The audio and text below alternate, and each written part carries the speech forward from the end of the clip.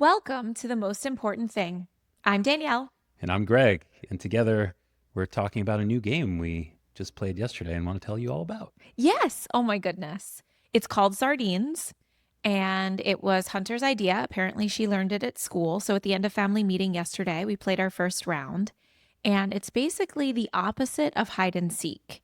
A much more cooperative version, I think I would call it. Sure. Anyway, so the point of the game, which we encourage you to play at home, is that one person hides and everyone else has to seek. But when you find the person hiding, you then hide with them. And so eventually you pile into the hiding spot like a can of sardines. And the last person to find the group is the hider for the next round. Yeah. Right? Yeah, it was a lot of fun. It was so fun. And yeah, just way less individual. I will say that like being the last person and trying to find the group feels a little bit like, ooh, I'm not in belonging. But then immediately you become the person that hides and starts it over. Yeah. So I don't know. I just felt like it was really a much more connecting version of the game. And I Totally. love hide and seek. So Yeah. this just elevated it. Probably works better in like an old 3-story Victorian house with a basement and like lots of nooks and crannies. Our house is pretty much open floor plan downstairs. And then upstairs, there's bedrooms that everyone knows all the hiding spots already. So Maverick and I innovated by going outside. We stuck ourselves in a corner near some shrubs. And we knew you went outside. I know you did. We solved that part of the Yeah. puzzle. But the three of you were walking by while he and I are just laughing. Yeah. It was- I'm not the world's best looker. I'm It was actually great. one of the worst. And I just figured hiding in the shadows, and that's maybe a good segue Hiding in the shadows. into Yeah. some more shadow selves talk. Absolutely. Yes. So, family culture and leadership at home.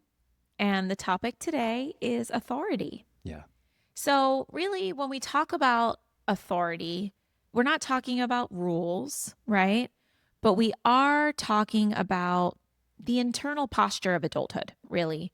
My favorite definition is the integrated capacity to lead and be led. Mm-hmm.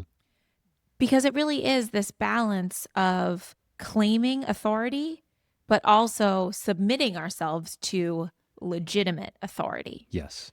And I think that's basically the definition of adulthood, if you will. How to relate maturely to power. Yes, there you go. Absolutely. Right. And I think we've danced around this idea a lot in Yeah. our conversations around accountability and boundaries and even trickster energy. We've For sure. talked a lot about it. So, probably most of you know that I struggle to claim authority. And I hope it's all right to say that I think that you struggle to submit to legitimate authority.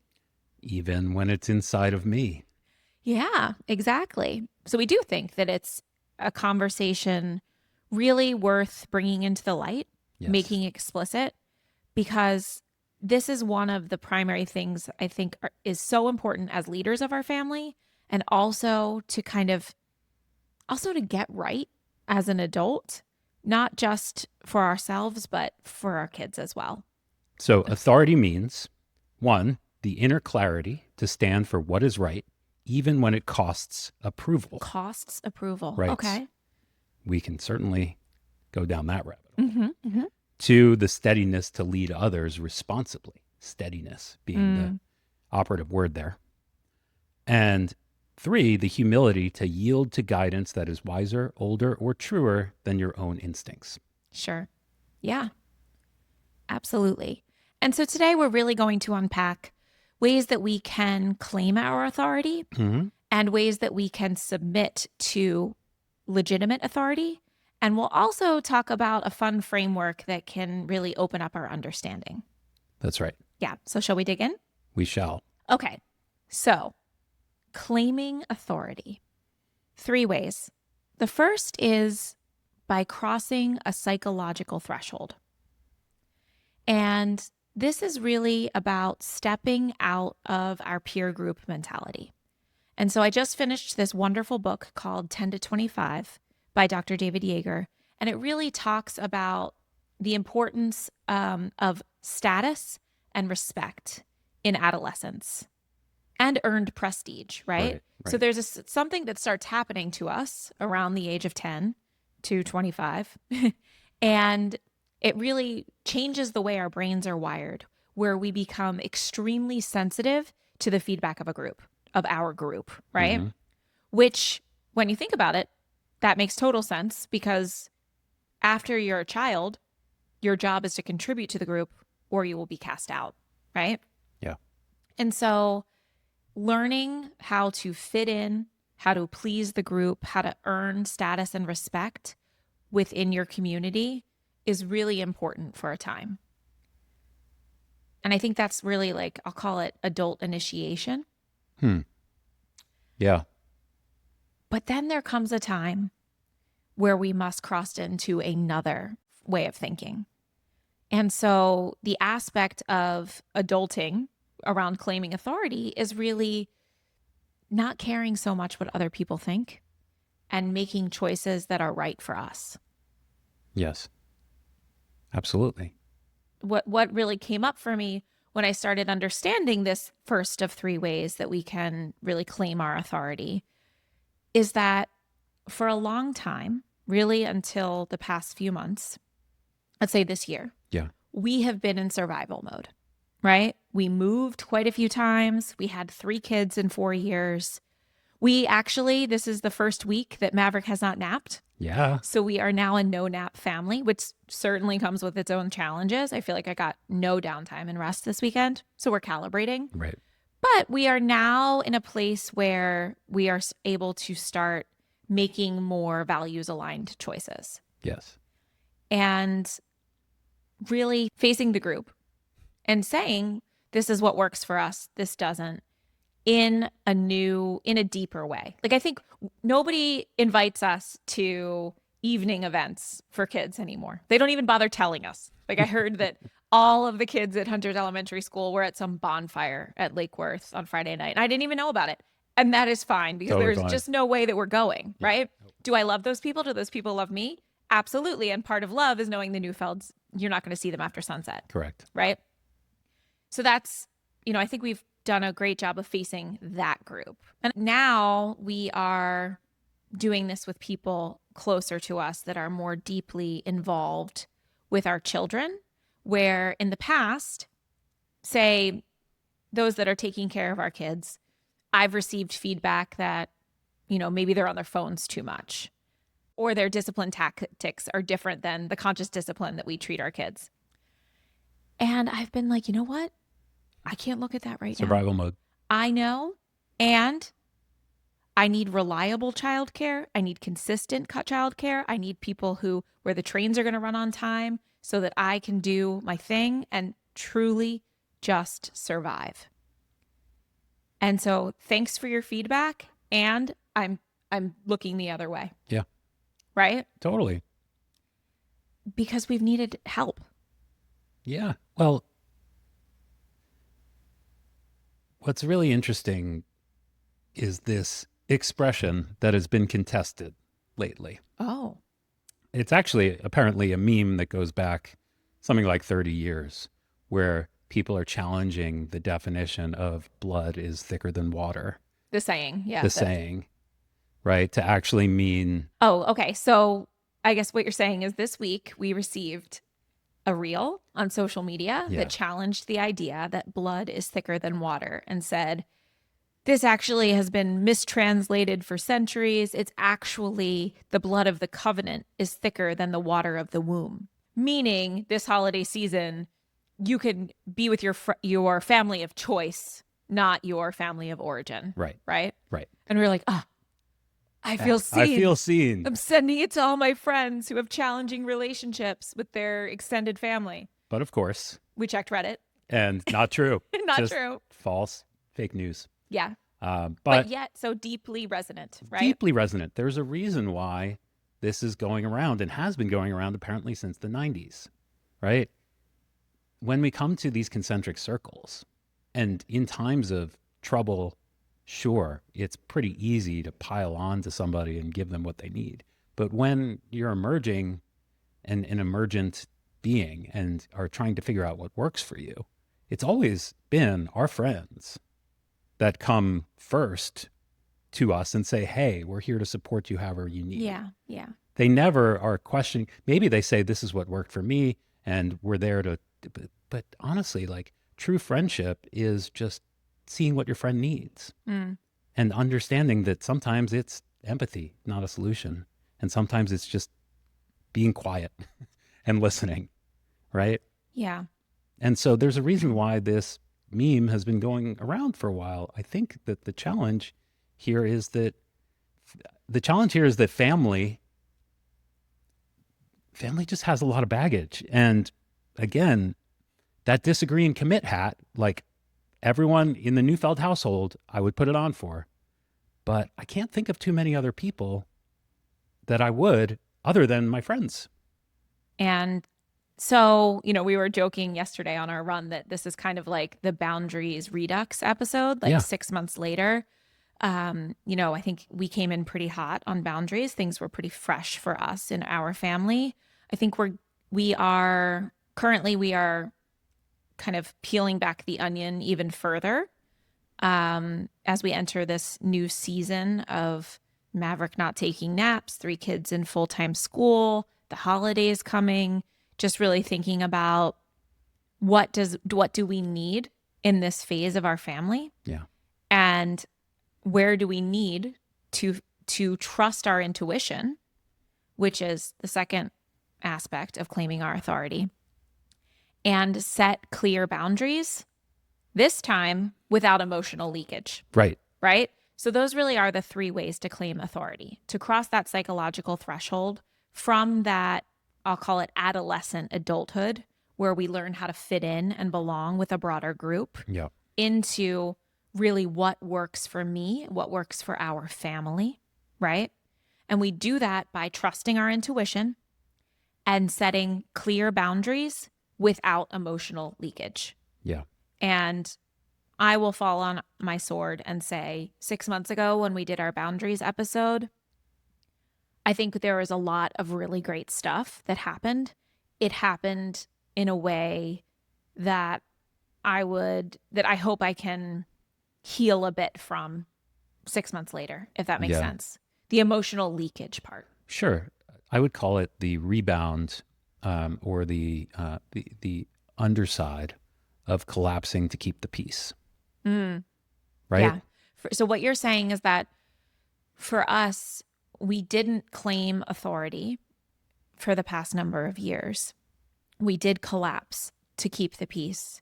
And so when we finally kind of picked our heads up out of survival mode, we set some quick boundaries firmly, but perhaps with some extra emotional baggage. Sure. Yeah. The product market fit and analogy, I think, really holds here, where product market fit feels like when you're finding it, you're pushing the boulder uphill. That's what it felt like for us in just managing and getting through the toddler years, right? Mm-hmm. And everyone push. Yes. Whoever's around. Whoever. You push. What are you doing? Who's ever Come push. around, push. Right?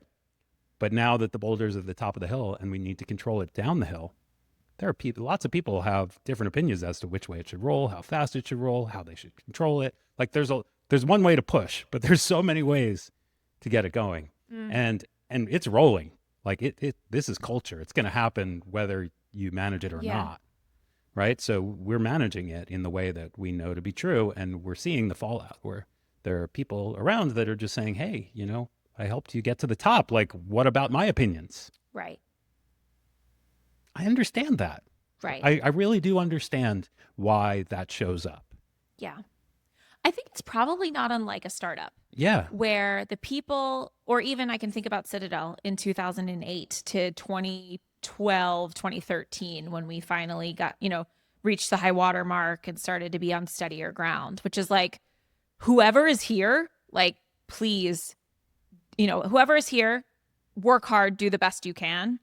But there comes a point maybe after a Series A or Series B where we're like, okay, the people that got us here are not necessarily, it happens even with CEOs, Not right? gonna get us to the Not next necessarily phase. the people that are going to get us to the next phase. And that's okay. Yeah. So how do we connect in a new way? How do we move your position? How do we really say, this is what we need as a family in this next phase, and you're not a part of it. It's about Kindly. resetting expectations, Yeah. Okay. right? It's not saying you're not a part of it. It's just resetting expectations and being like, okay, this is basically we're drafting a whole new team. So is it you can be a part of it in a different way? Correct. Okay. But the way that you showed up, and I hate to be talking in these like generalities without specifics, but as you can understand, people at home, friends. Apologies truly for the lack of specificity here. You know, it turns out that when you start a podcast, people don't necessarily like to be called out, right? So we are trying to be respectful of not naming folks individually while still talking about and sharing this really important subject of how to claim our authority. I would say that you can think about it as the folks that are closest to our immediate family in that next concentric circle that our children know, and that the folks that caretake our children when we are not around is really where we are having to, now that we are out of survival mode, make change. Right? Make change. And to do it appropriately is tricky because these folks have helped us immeasurably. Yes. For the past 8 years. Yes. And we really needed and appreciate that help. And if you're not willing to get on board with what's happening in the next chapter of this family's life, your role is going to change. Of course. Right? And so for us, it's been a series of conversations over the past number of months with people close to us in our life saying, you know, we are picking our heads up. We are getting more, we're building in public here on this podcast. Yeah. And so we are getting more explicit about what matters to us. And where before we could look the other way when things didn't feel good. Quite frankly, it's not just us that are picking our heads up now. Finally, it's the kids too. Yes. And so they notice when an adult in their life is treating them in a way that we would never. That's right? Yes. And they don't like it. And so it's all of us that are feeling uncomfortable and need to make change. Well said. Thank you. So we're starting to claim our authority. And exactly. I will never say that we do it perfectly, but I do think that if we trust our intuition and try to set these boundaries without emotional leakage, it will go a long way. Couldn't agree more. Okay. And look at us. Like we're doing the research, we're doing the work here. You can't argue that we're not trying. Yes. So that is part 2 of boundaries 6 months later. We will keep you posted on how it's going. But there's been a lot of clarity in the past 6 months and a lot of peace for us. Yeah. That comes with setting boundaries. Yes. Right? Mm-hmm. Okay. So now let's talk about the flip side, which is submitting to legitimate authority. Really how we as adults can stay teachable. And the 3 ways that I have researched in how to stay teachable are to stay humble through things like not knowing, vulnerability, and curiosity, by letting ourselves be shaped by wisdom beyond us. And we can talk more about that in a second. And then 3, by bowing to something larger than ourselves. So the stay humble part, I think, is really self-explanatory and speaks a lot to topics that we've already discussed. So I won't get too much into it around vulnerability and courage and staying open to things like awe and wonder. Letting ourselves be shaped by wisdom beyond us, I think, is a important one to work through, though, because I would say that a prerequisite to this is really being discerning in who we let in. And as we've discussed before, I don't always have the best discernment around who to let in, and have a tendency to leave that door wide open to whoever, open house, right? Yeah. And so I am first learning that I need to be more mindful about who comes into my inner circle before I can really take guidance. Luckily, in my open house mode, I did get some really great winners. Some amazing gems, Yeah. And so the goal is just kind of like a cocktail party where you want to okay, everybody, time to go. But then like the real friends stay. Hmm. So that's where I am. I, I think that's beautiful. Yeah. Um,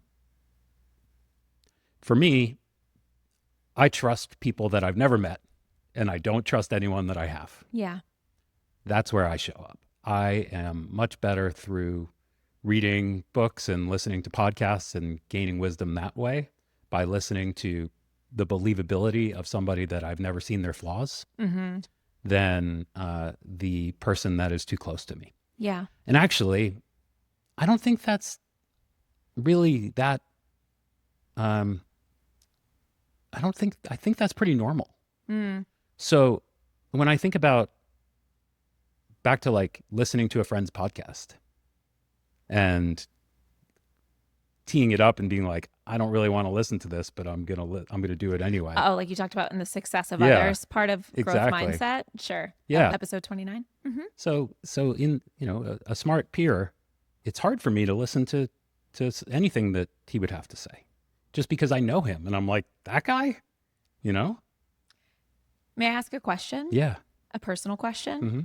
Do you think that not being able to seek guidance from people close to you has to do with your father and the way that he was untruthful to you? How he portrayed himself as like the ultimate wisdom bearer, Definitely. but then ultimately was a fraud?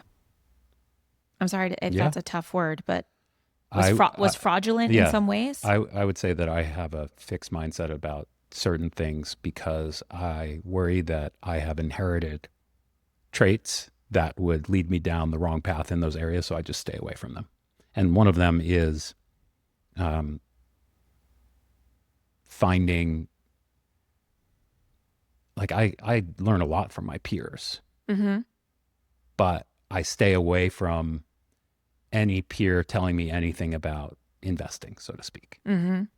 So it's really certain subjects. And another one that I would say is pretty off limits is marriage. And another one that I would say is pretty off limits is raising a family. And the reason that I think these are off limits is because I had the worst model behavior on investments and the best model behavior on family growing up. Mm-hmm. And so I just trust From the same person. from the same person. And I just trust my own intuition in those areas because I feel like, oh, those areas are the areas that I've got. And investing, where it comes to investing, like, I'm like, I want to stay away from advice in that area at all costs because I had been burned. I've been burned. Yeah. Can you share a little bit about that just to be specific here? Sure. So I was big into computers growing up, and my summer job, my weekend job, my everyday job was fixing computers around town. And I thought that I had the best job in the world. I was making good money. I was doing what I loved. And then one day, my dad said to me, the real way to have a happy life is to be able to invest in really in futures. Invest in futures, and you'll never work a day in your life because you can do it from anywhere. You can use leverage. You can make lots of money on just small moves. And clearly, he had been regurgitating some stuff that had been pushed to him by, like, financial newsletters and things that are out there to make a buck. Mm-hmm. And being an impressionable kid, I was like, tell me more, right? And so for 4 years or so, I went down the rabbit hole of learning all of the things that my dad had learned around investing in futures. And, when in a time of crazy volatility in the 2008 global financial crisis, it became pretty clear that he had not really learned anything, that Mm-hmm. that he had been sold a raw bill of goods and that he was pushing that out to me as if it were truth. Mm-hmm. And that was really, really hard Yeah. to see, my hero who kind of had amazing intuition and amazing advice, and and otherwise, never let me down. Let me down. Yeah. So it is hard for me just in the area of investing, especially family and kids too, but for good reasons, to listen to anyone else. Yeah. It was really nice to hear you talk with Hunter a couple of days ago about investing. Yeah. It felt like a rebirth, if you will. Yes. And to be clear, my job as a venture capital investor is about picking people. And that's why I feel really comfortable in my seat, is because I can pick good people, both from who am I partnering with with another firm, and who is the entrepreneur that is leading this ship. Mm-hmm. And that's where I spend most of my time, is picking people, because I want to be as far away from the numbers, picking securities as possible. And yes, he has partners that do that, for what it's right, worth. Exactly. And I loved talking with Hunter the other day, because I got to talk to her about like the Warren Buffett, John Bogle, like methodology of just buying the S&P, and showed her what's in the S&P and why getting exposure to all these stocks is a great way to do it, and why there's so much optimism in America by just buying what is America. And I think you explained to her that there's a lot you don't know. Yes. Right. And there's a lot for you two to learn together. Yes. And you had said to me afterwards that you felt like that was really an important thing to present to her, that to make sure that she knows that you are not all knowing, especially in the world of finance. Yeah. Yeah. So you have an opportunity to do things differently. Big time. Yeah. But it does explain to me what I hear you continuously say and have said today, which is that the people that you feel comfortable taking guidance from, you don't know personally. Yeah, that's right. Yeah. I built a successful business on mostly the advice of like public conversations and biographies, and other people's kind of discussions about what constitutes the best venture capital product, and the lived experience as well, obviously. But I didn't start a venture capital firm with any mentors in the business. So the hypothesis, how do I say, I'm just trying to figure out how to say this in a manner in which you will be receptive. Yeah. Is that those are one-way conversations. They don't enable you to seek feedback on what's happening for you. Mm-hmm. And so while I think they can be really helpful and can get you far in life, I want for you, as my beloved, to be able to have people, sorry, I'm getting emotional, to be able to have people who can be in dialogue with you and impart wisdom in that way. Yeah, I agree. And I think that all of the therapy that I've done and all the work with a coach that I've done have finally gotten me to a place where that becomes possible, especially in this phase of life. Great. So more will be revealed. Yeah. Anybody out there, if you want to be Greg's mentor, he's open. Yeah. Well, there's a reason why. It's a great reason, Greg. Great reason. No, but I mean, there's a reason why the kids are calling this podcast Founders for Families. I mean, like, we're bringing it to them. This is the gospel of leadership from the best in the world, but we're applying it to the thing that we think we have the opportunity or the possibility of being the best in the world. Yes, exactly. Taking those ideas and translating them to family life. Yeah, exactly. Yep. Okay, so we talked about staying humble, and we talked about seeking wisdom from our elders, if you will. Yeah. A work in progress for us. Yeah. And then the third is bowing to something larger than ourselves. Mm-hmm. And I love this quote from Lisa Marciano in The Vital Spark, where she says, "Finding personal authority will require us to connect with the divine principle or that which is larger than self. Having a living connection to the goddess helps us know our place in the cosmos. We are neither too arrogant nor too humble, but we can claim our rightful place because a relationship with the divine sustains us." And you wonder why secular family podcasts never existed before us. I mean, you think about, what did we point out? That culture is all of these things that a religion hands to you Yes, on a absolutely. silver platter and says, here are rituals, here is a community, here are words Source and materials, source material, common here language, yeah. common language, shared Artifacts, values, artifact, like everything, right? Here you go. yes. Customs, everything. And for us, if we're not a part of a religious group, and maybe we have a higher power, but the higher power doesn't come with all these other things. And so as a family, we need to bring those to the table We in have an addition. opportunity to create them. Yeah. Absolutely. And I do think whether it's nature or the divine, stillness, whatever it is, connecting to something larger than ourselves is how we stay not too arrogant or too humble, Yeah. as she says. Kind of keep that steady connection For sure. to claim authority in this context in a grounded manner. Mm-hmm. Yeah. Okay, so to recap, the flip side of claiming our authority is submitting to legitimate authority. Yes. And the way that we do that is by staying humble, letting ourselves be open to the wisdom of others, Mm-hmm. and staying connected to whatever higher power you can connect with. Yes.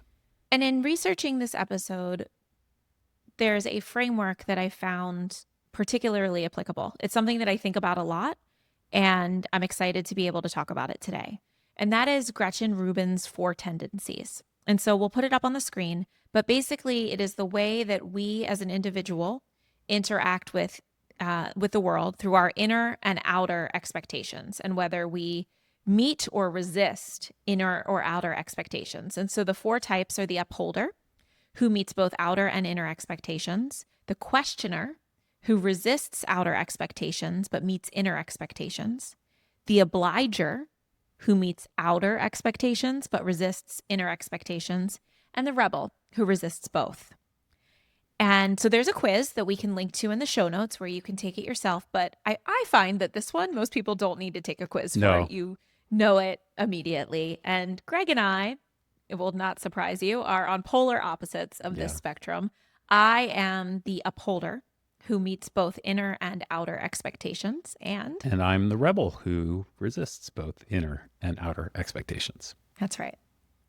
I think that resisting inner expectations was a good way to put it. I didn't actually have that language before, Yeah. but I like it. It's helpful because my intuition's usually good, but sometimes I resist it just because I want to have autonomy, Sure.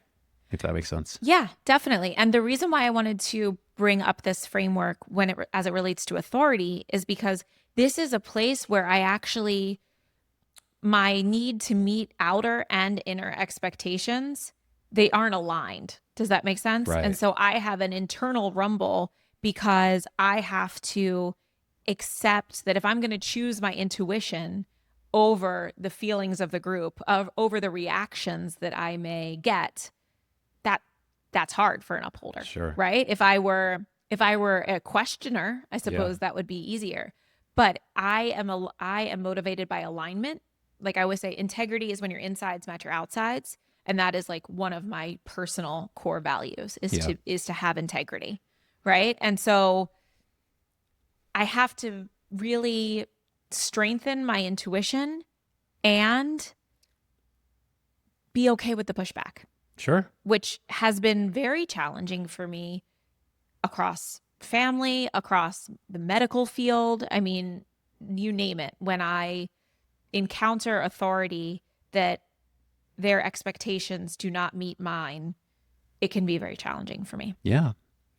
I'm coming up with a whole line of merch here. I mean, in addition to our disagree and commit hats, I'm definitely going to make a line of shirts, maybe sweatshirts, that say choose guilt over resentment. And I feel like this is an appropriate term no matter where you fall on this spectrum, because if you can choose guilt, and guilt being something that other people, ask of you that you don't believe you need to uphold. Yes. And then over the resentment, where if you did the thing that other people ask of you or that you ask of yourself, Right. or didn't do, right, you would resent that. So that is, I think, the pinnacle of how to heal any of these. Choose guilt things that over we have. resentment. Yes. Yeah. Yes. It's a good one. It's going to be a great If sweatshirt. you can handle the cognitive dissonance internally, or the dissonance internally, Yeah. right? And be okay rather than the fire that is created by resentment. Yeah. That is preferable. Always. Yeah. Always, especially coming out of this phase for us, to tie back to just like that boulder's rolling downhill. We got to choose our team wisely. We need to make sure that we steer it in the right direction. And if other people aren't willing to steer it in that direction, then we got to kick them off the team. And we could feel guilty about it, but at least we're not going to be resentful of them being on the team. Yes, that's so true. But we have to do it in an appropriate way. Sure. We cannot control other people's reactions, Right. but we can do it in a way that feels right to our hearts. Yes. Right. And is not done with fire and anger, but is done from a peaceful place that really has love at the center. Being back to anger being an emotion that just delays compassion, right? Mm-hmm. If we're just delaying, like, let's just not show up with the anger when we're doing it. Yeah. You know, we can kick them out, but let's not do it when we're like, red in the face. Yes, exactly. Yeah. Sorry, everyone that I kicked out when I was red in the face. Same. Okay, great. So what are you taking away from this conversation? Whew. What was this about? I know, it's been a long one, guys. Boundaries part 2. For me, I like to think about these like little catchphrases that I can bring into life. So if you're not on my disagree and commit team, you're in a different circle. You're on the outs. Mm-hmm. Similarly, coming out of this phase of the toddler years and choosing what's right for us, friends have been really great resources, and I'm going to keep leaning on them because they have less to gain and less to lose, and they're going to be a lot more honest. I love to hear you say that. Yeah. Leaning on friends. Yeah. And the community, like more broadly, and we'll talk about that another time. But so those two, and then I think as a rebel, choosing guilt over resentment for me means that, am I going to resent myself for not listening to my intuition, for not taking someone seriously, or am I going to feel guilty, by actually doing the thing that's really hard for me? So what about you? We've said a lot. I think that right now I really need to, it's the next evolution of me claiming my authority. I am claiming my authority as the mom of kids, if that makes sense, as opposed to the mom of babies, right? Yeah. I went all around town with our kids this weekend in a way that they're all walking. No one's in a stroller. No one's on my body.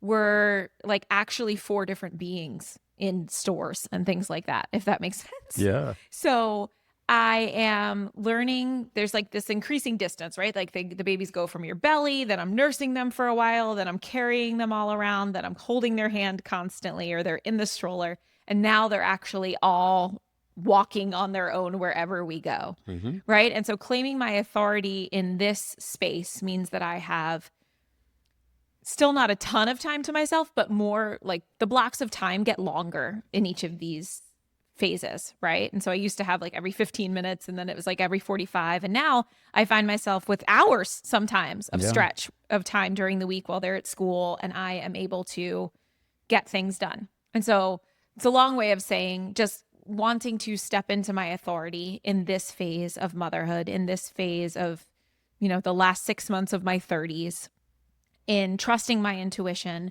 and facing the group, in setting boundaries in a compassionate way for both of us. Yeah, I love that. Sorry if I keep referring to you as 40. I feel I feel like I lump you in with me, where I'm like, we're in our 40s now. You're not yet. No, You've I'm got not 6 yet. more months. Whew. Yeah. Yeah. So, but I love what you said there. I think that I love for you to have the blocks of time. I love for you to be giving them to yourself. I would love for you not to be giving them to administrative things that you don't I may need have to do. extended myself in the sense of service this quarter. Yeah. But I will calibrate. I know you will. And I love that you are modeling it for our kids, choosing guilt over resentment. Yeah. And at the end of the day, they are going to learn to hold authority the way that we do, Yeah. right? And if we can strike this balance appropriately of claiming it for ourselves and for our family, but also staying vulnerable, staying humble, seeking wise counsel and the ultimate wise counsel, then I think that it's a really valuable lesson for our whole family. Yeah. You're talking about Count Dooku, right? Maverick will be so happy I said that on this podcast. Oh, gosh. I love that you guys have Star Wars. Me too. All right. I love you, Goosey. Love you, Goosey. Hey, guys, if you're still here, you're definitely our kind of person. Thanks for spending this time with us on the most important thing. If this episode resonated with you, we'd love for you to follow us wherever you get your podcasts and share it with someone else building family culture on purpose.